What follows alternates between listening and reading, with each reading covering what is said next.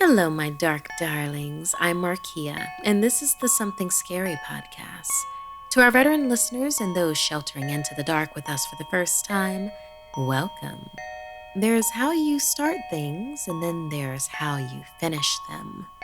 Last we ventured together, we unleashed hidden terrors lurking in the cartridges of old school video games.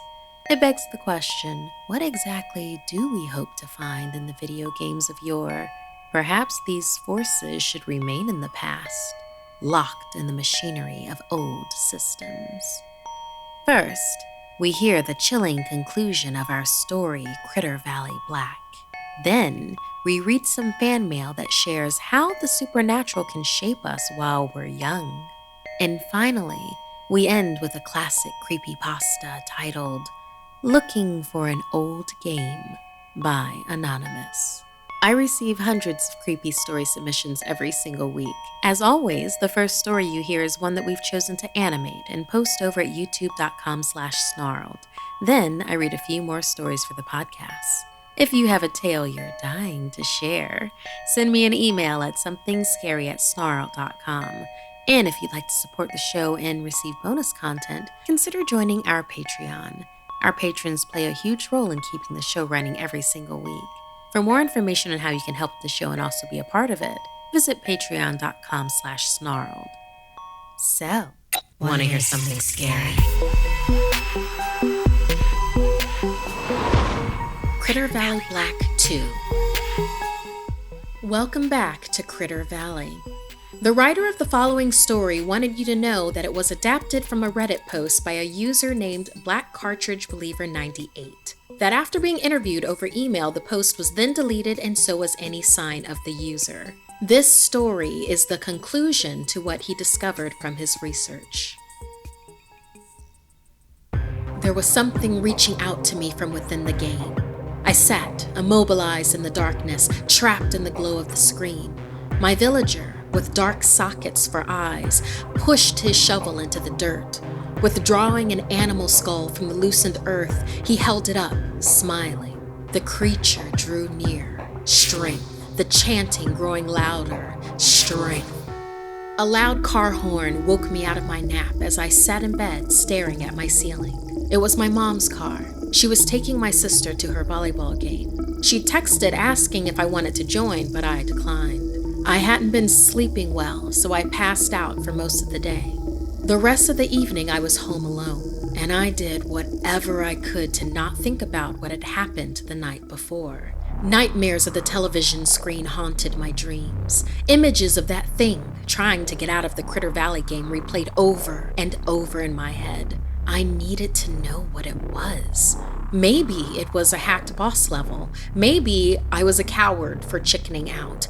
Against my better judgment, I booted the system up again. The TV hummed on, and my villager stood in a field of red flowers, with what looked like several large black moths fluttering in the air. I don't remember seeing any black moths in this game series, I thought. I focused on the game again, searching for fruits to loot and trying to capture bugs. Eventually, I arrived at a dead-end clearing. Through the television speakers came a digitized whistle of wind like the one the night before. I looked back at the game screen to see a red balloon tethered to a small white box, tied with a red ribbon, hanging absolutely still within the circle of the moon. My eyes grew wide when... pop! I jumped in my seat as I heard, clear as day behind my head, the sharp clap of an exploding balloon. Opening my eyes back onto the screen, the balloon's prize rested at my villager's feet.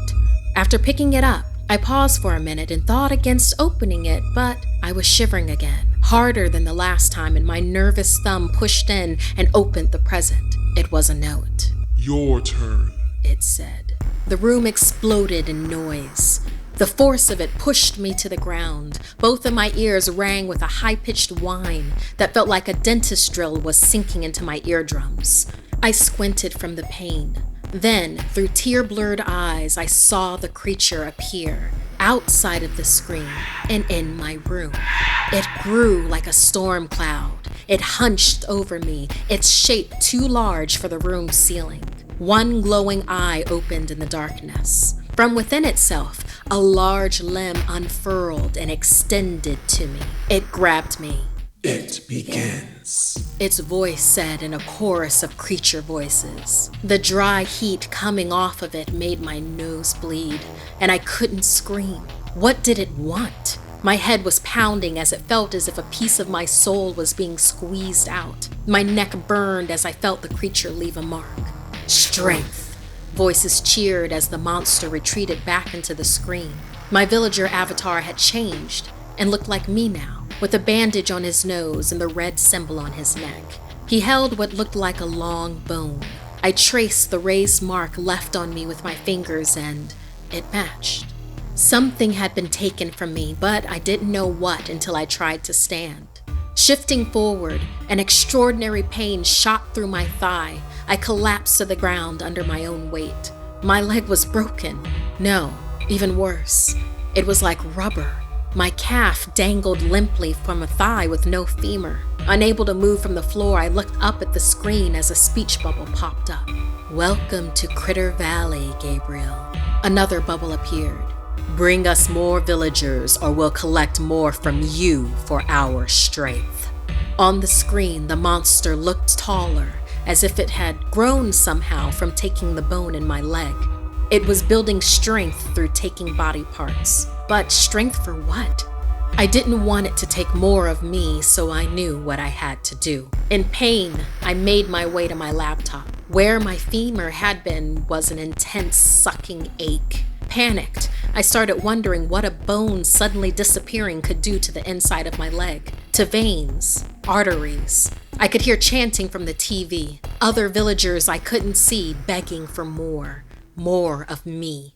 I hurriedly made a new post online. Vintage Critter Valley, hacked with codes and perks, $5 or best offer. Anything to save me from the game. It wants to collect more of us, maybe even from you watching right now. If you have the game, don't play it. If it's too late, maybe offer it a part of you can do without, before it takes something you need. Also, to whoever gets this game next, I'm sorry.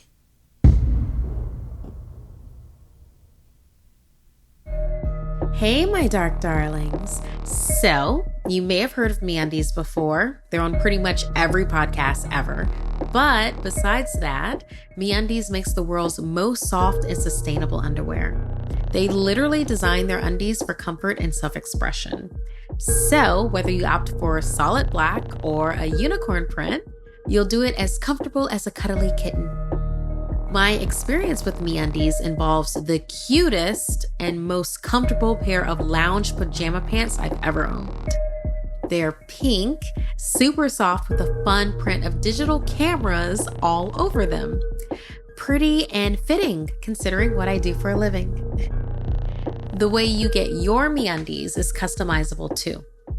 There's a monthly membership, build a pack, and you can even match your undies with your partner. No matter what you choose, you'll get a soft, sustainable pair of undies delivered straight to your door with free shipping. Win-wins all around. MeUndies has a great offer for my listeners. For any first-time purchasers, you get 15% off and free shipping. This is a no-brainer, especially because they have a 100% satisfaction guarantee. To get your 15% off of your first order, free shipping, 100% satisfaction guarantee, go to MeUndies.com/scary. That's MeUndies.com/scary.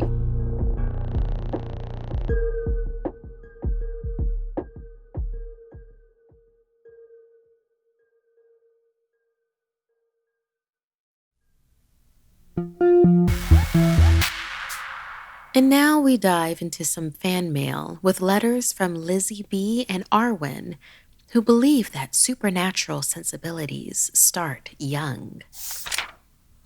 Dear Markeia, one of the things I wanted to say was thank you for reading all the scary stories on the podcast.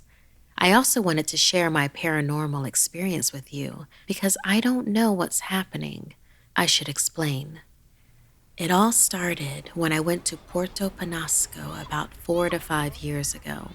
I was about 9 at the time. We spent a week there to celebrate my siblings and I going back to school. I honestly was ready to go back because after being at home, I was getting bored. So the trip helped. We go to the pool and get back to the hotel room and chill. On the last night, everyone was asleep by 10 p.m., except me. For some reason, I wasn't tired, and I stayed up watching movies and TV shows. At some point, I had fallen asleep, and in my dream, I woke up in the middle of a street. It was random and unrecognizable. I was compelled to start walking and felt as if I walked for a long time before I finally arrived at a small house. There was a red-headed girl, and when I looked at her, a fear grew in my gut.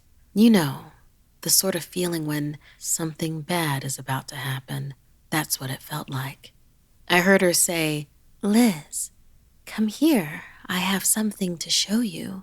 And I walked over to her, not because I wanted to, but because I was afraid of what would happen if I didn't.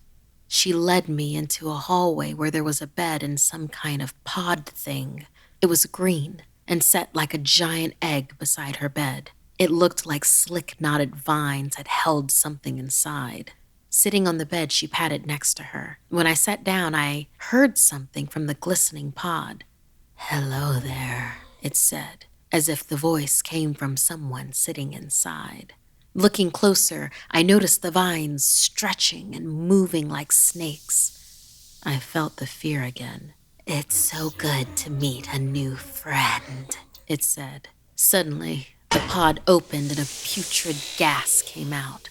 It felt as if I was choking, but I couldn't scream or feel my body. It was paralyzing, and I fell over next to the pod.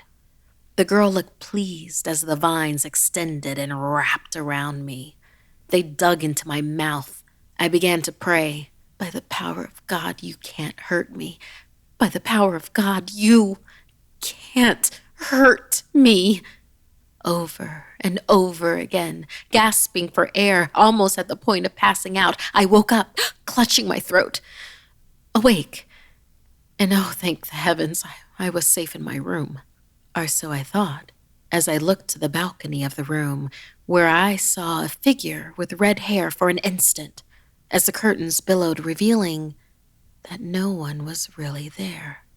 Even though I am baptized, I can still feel them, as if they're inside of me, growing, slithering in my gut, I think working their way through me. In my sleep, I puke out vines and they sit in a pile next to my bed, growing into my own pod. I'm so scared. I don't want them to hurt me. They just can't. I take comfort in my prayers. May they protect me from what's inside. May they keep it away. If you know of any way I could find help, that would be amazing. These nightmares keep coming back. I don't know what they mean. And so I pray every night for answers. Won't you help me? With love, Liz. Thank you so much, Liz, for sharing your ongoing experience with us. I'm sorry that you're having trouble sleeping and that these dreams keep on coming back to you and keep on disrupting your life. Sometimes there are things that will latch on to us, that they are attracted to our energy, and that you might be having a response to something like that, enjoying your energy even though you are not enjoying it. If you don't have any protective stones, I would recommend getting something like onyx or pyrite, perhaps black tourmaline. Another possibility is that these dreams might be in reaction to something else that has happened in your life, perhaps something that was not supernatural but is still trying to be dealt with. In that case, I would recommend, yes, protective stones, but also go ahead and confide in someone that is close to you. Your guardians, an older sibling perhaps. Let them know what is going on so that you can get some peaceful rest at last.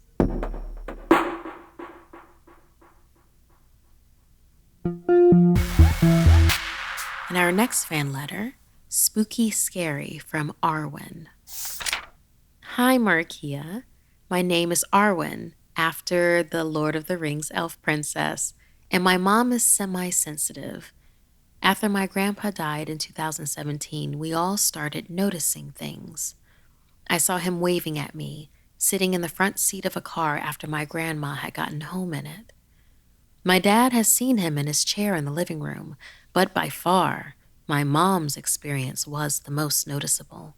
One day, I was getting ready for school, 2 days before we had a social studies history presentation that I had done exceptionally well on. While in the bathroom brushing out my hair, my mom came into the room and leaned against the doorframe. She said, "Arwen, I had a dream last night about Pop Pop." Pop Pop is what we called my grandfather. "Really? What was it about?" I asked. "I was tying your brother's shoes, and he was there, telling Luke some weird story about shoelaces. I turned to him and said, 'You know we all miss you a lot.' He then said, 'I was at Arwen's presentation yesterday. Tell her that she did well and that I'm proud of her.'" We had presented 2 days in a row. I didn't tell my mom what day I had presented, so there was no way for her to have known I had presented that day. To this day, I think about this occurrence and how glad I am that my Pop had come back to see me present. So that was my story. I love you so much and have been watching Snarled's videos for ages. They have gotten me through some very hard times of my life and continue to do so. I just came out as bi and have gotten bullied about it. And your videos and podcast episodes have helped a lot. Thank you so much for being amazing and keep making me and everyone else smile. Arwen, also known as Galaxy_Arwen14 on YouTube. Arwen, thank you so much about sharing your story with Pop. I am so proud of you for coming out as bi. As for the people that are bullying you, they're not going to be there forever. You'll move on to a different school or perhaps a different house, and they will be left behind to continue on with their own path. But once again, I'm so proud of you for being able to embrace and love the you, because you are amazing. And everyone out there, happy Pride Month. You are the best version of yourself right now, and you'll strive to become an even better version of that. You are amazing, and if anybody tries to tell you different, you send them my way. Let us know in emails or comments about your supernatural experiences. You can always send those experiences to us at SomethingScary@snarled.com.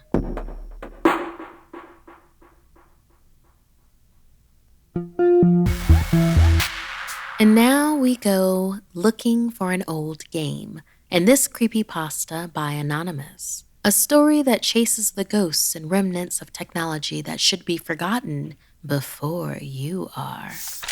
Hey, I'm still kind of new here. My name's Matt, and I'm looking for an old game that my dad and I used to play together on the SNES, taking turns switching the controller over after the other died. I remember the gameplay pretty well. I just can't seem to remember the title of the game or what the cartridge looked like, aside from having the main character on it. Figured I'd play the game for old time's sake, like when my dad was still here. All I remember in the title is it had the word Mayan somewhere in it, I think. The game itself had a kind of darker background and atmosphere to it, and that's probably why I remember it so well, compared to all the other brightly colored games from Nintendo, like the Super Mario Bros. Games. In the corner of the screen, there was a crocodile that's mouth gradually closed down on your character as you got closer to dying. To progress, you climb up vines on trees or jump on spider webs and find your way around like a maze of the jungle. And they had some sand traps that opened and closed on the ground, as well as different animals that would attack you on your way, like snakes, monkeys, crocodiles, a boar, and I think a jaguar at the end that was like the boss in the first level. You collected things like rocks or pouches full of them that you sling at the animals, and I think a bomb and whip as well. I thought it was something like Indiana Jones at first, but turns out it wasn't. My dad and I used to play for hours to get away from the little annoying chores around the house and schoolwork for me. We were really close then. But after a while, he moved out after a big fight with my mom, and I only got to see him once in a while. But sadly, Each time I saw him, he seemed to be losing touch, and his actions became more and more rash and just oddly out of character for him. He left one day without even saying anything about why or where he was going. And I moved into his old apartment when it was available, since he had left some stuff there that I was hoping he would come back to. So, this is really important to me. We haven't spoken in over 2 years now, and it's the only thing I have that's still a good memory with him that my mother hasn't ruined that I can hopefully share with my son in a few years. He was just born October. I named him after my father, Alan. I've tried looking through the few boxes of games he kept in his room, but no luck finding it. I wonder if he took it with him, wherever he went. But I just got a call from a storage company in the next town over that says payment for his bin is overdue, which I didn't even know he had.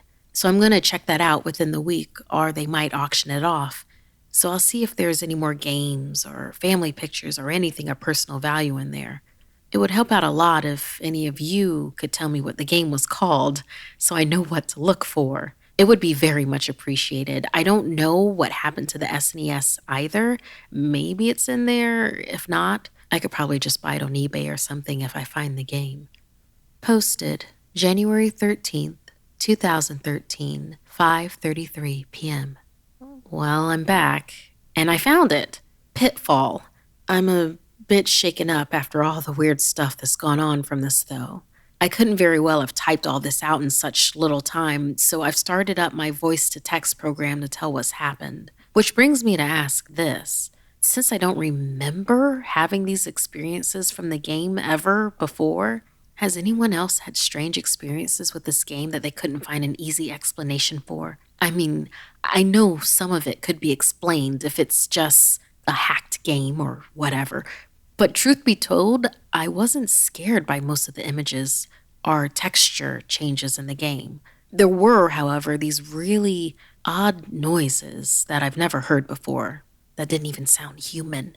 And there were strange things going on around me with my senses and in my dreams. I'll be honest, because I must sound like some kind of hippie right now. I don't really believe in ghosts or paranormal phenomenon or anything like that.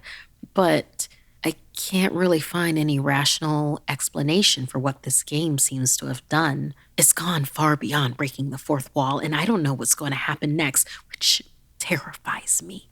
Maybe I'm just going crazy. I'd just be happy to know that that was true, but considering I've recently seen a psychologist for a routine checkup, since I usually have a lot of stress in my job and daily life, and having been told a couple of weeks ago my mind was just as sharp as any other person's, I just don't get it. What's happening to me? It's not normal. It can't be.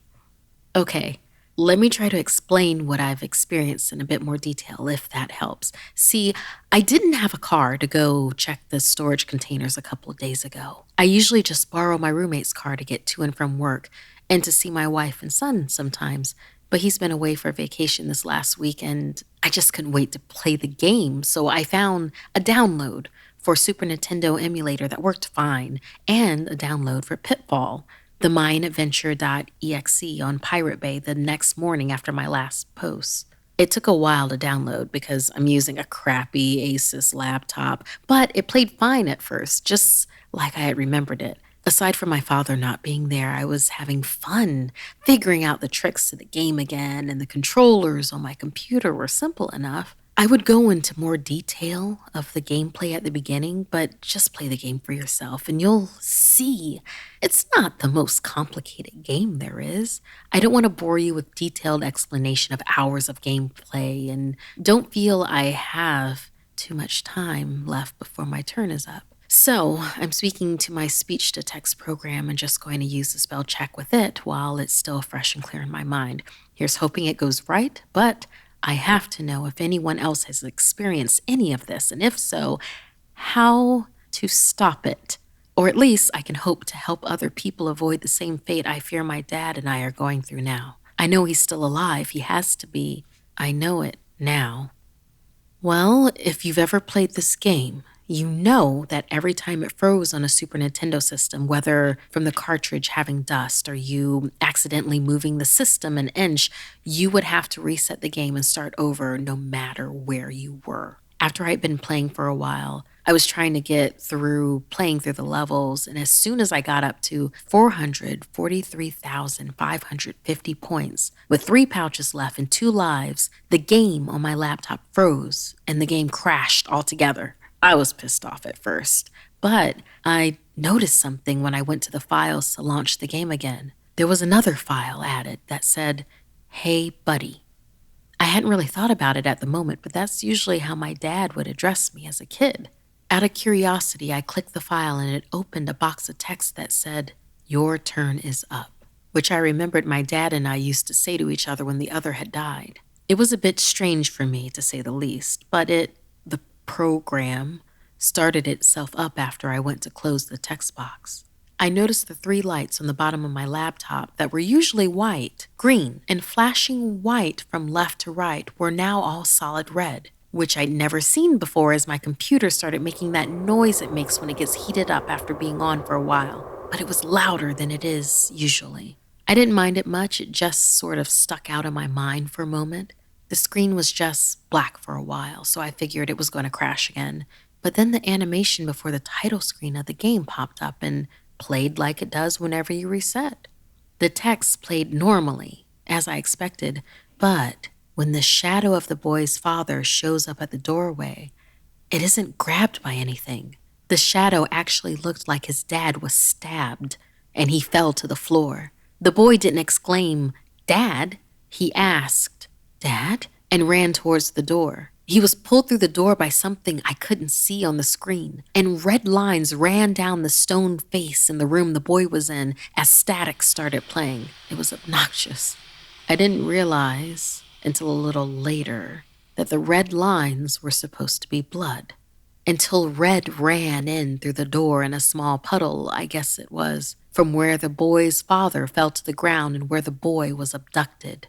It was a bit odd and unexpected. Honestly, at this point, I wasn't very scared, though. It did seem odd and nothing like I remembered, but I thought it was pretty cool that someone was making this a more interesting gameplay experience and potentially changing the storyline. Though this was a Super Nintendo game, there wouldn't be much storyline anyway. And since I'd pretty much beaten it in the previous playthrough before it crashed, I actually hoped there was more. And unfortunately, I was right. I moved over to options at the title screen because I wanted to see if the controls were as I had set them before it reset, but the static sound picked up, as if the game was getting angry with me, and the cursor moved itself over to play and it was selected. At this point, I was just hoping my computer didn't have some kind of virus from downloading the game. It wouldn't be the first of my computers getting a virus from something like that. But this was an entirely different virus from anything I had seen before. If it was a virus, that is, maybe just an exceptionally good programmer. The static sound stopped as soon as the screen transitioned to black and came up with the screen that said the first level name, Seba Jungle. Once it showed the play screen with the character, I saw the character wave to me. I paused for a moment and awkwardly waved back. I don't know why I did. I just felt compelled to for some odd reason. The level looked exactly the same, but then I noticed something. The main character looked different. He looked like he was trying to talk to me and like he was in a panic at the same time. I felt the same for a split second, and when he tried to talk to me, I realized that was a sprite of my dad on the game. This brought a mix of emotions to me that were disturbing. Part of me felt hatred for him leaving. Part was happy to see him, like we were playing the game together again. And the last part was the onset of genuine fear and paranoia. I thought maybe someone was messing with me. And who was watching my life and doing this to me? And why? I pressed escape over and over again, trying to close the game, and even tried to manually turn my computer off by holding down the power button, but nothing was working. And the character on the screen, he was still silent. There was no sound as he ran to the left of the screen. He ran straight into a tree trunk with a thud and fell to the ground a couple times. What scared the hell out of me was that every time he did, I heard a slam against the door down the hall in time with the game. When he stopped, it stopped. My heart was racing by now, and I rushed to look out the window overlooking the front door, but there was nothing, absolutely nothing, and no one at the door. And I was the only one in the apartment. I was pretty scared, to say the least, and half expecting him to be there. I stood there for a minute, baffled, thinking I was going insane. I ran back over to my laptop and wanted to see more of what was going to happen, but the character was gone. And as soon as I sat down, the game crashed again. And when I went to relaunch the file, it gave me another phrase that said, "Your turn, son." I clicked it. It read, "You'll soon find out why." I was a bit confused at that, but I didn't want to restart the game. I was done with this weird crap. It did the same as before. It launched itself, went to black, then skipped the intro and went straight to the menu. And again, it wouldn't let me press escape or manually turn off the computer, so I figured I'd outsmart it. I closed the laptop and unplugged it, hoping the battery would die soon and the next day I'd have it reformatted to get rid of the obvious virus. But it wasn't that simple. Even though I had muted my sound the last time it crashed, I heard a loud scream coming from my laptop. It was a scream of torment and torture, and it sounded like it was in my dad's voice. I panicked and threw the laptop at the wall, but it got louder. I'm surprised my crappy laptop still works, to be honest. It didn't stop until I opened it up again and pressed play. When it came to the first level again, I immediately noticed the level was different. Everything was black and white. The only thing separating the black things in the background was all of the outlines traced in white. I couldn't really tell if my character looked the same as before or not, but I also saw my health. It usually always started you at 3 lives, but it started me with 2 this time. I heard something that sounded like a record playing something in reverse. That didn't bother me as much as the inhumane screaming and crying I heard from the left speaker, leading me to go where I'd last seen my dad's character. I walked back to the left of the screen where the open tree trunk was. It looked like the hole in the trunk was all red, though, and it looked sort of like a portal. I didn't want to go in yet, so I turned back and walked to the right. I went as far right as I could, and as I did, I started to see white things sticking out of the ground. I thought they were spikes or something like that I just jumped over, but when I stepped on one, I heard the cry of a wild boar that sounded like it was being tortured. And then I realized these were the skeletal remains of the animals I had faced before on the ground. I heard some strange noises from my speakers that sounded like low laughter, like that of something not human. Demonic almost. As I ran to the left of the screen again, towards the red portal, it got louder the closer I got. The game crashed again when I went through. I was relieved.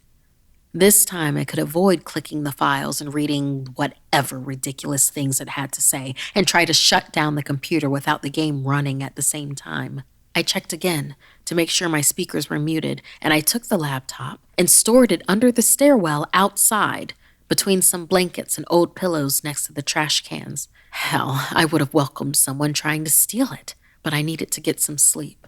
It was a lot later than I thought it was by now.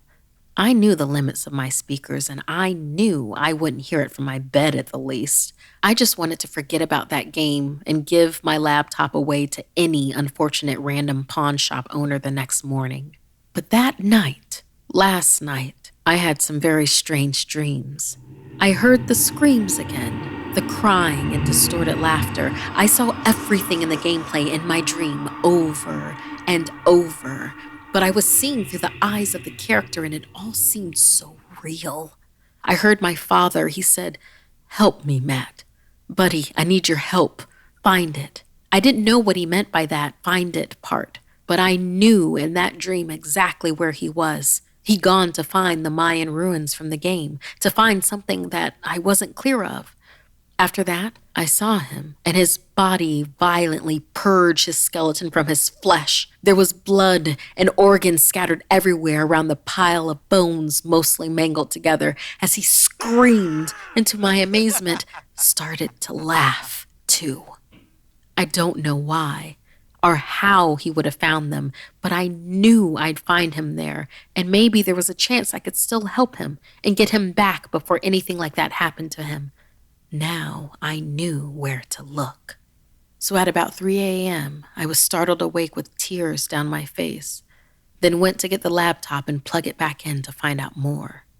It had already brought up the game files with a message that read, "Welcome back."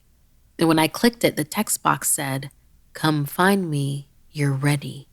Then I didn't give it the chance to launch itself, and I launched Pitfall myself and just pressed play, and the game let me this time. Now there was nothing but my dad's character and pitch black all around. There was this quiet music playing that sounded like a pipe organ, and some low, dark chanting or hymns or something. There were a lot of words I couldn't make out, but I started feeling a burning sensation throughout my body. I almost couldn't stand it as I heard flames crackling. I wanted to claw my skin off, and I smelled fire for a split second. I got up when the sensation faded and checked around the apartment.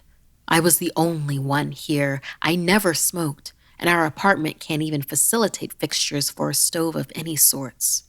The windows were all closed and we had no air vents. I still couldn't imagine where that smell came from. When I got back to it, the last life went from 1 to 0, and the game crashed for the last time, and when I checked, it had deleted itself completely from my computer. I had also used my Windows audio recorder to record some of it, but the files were either deleted or renamed and moved when the game crashed the last time.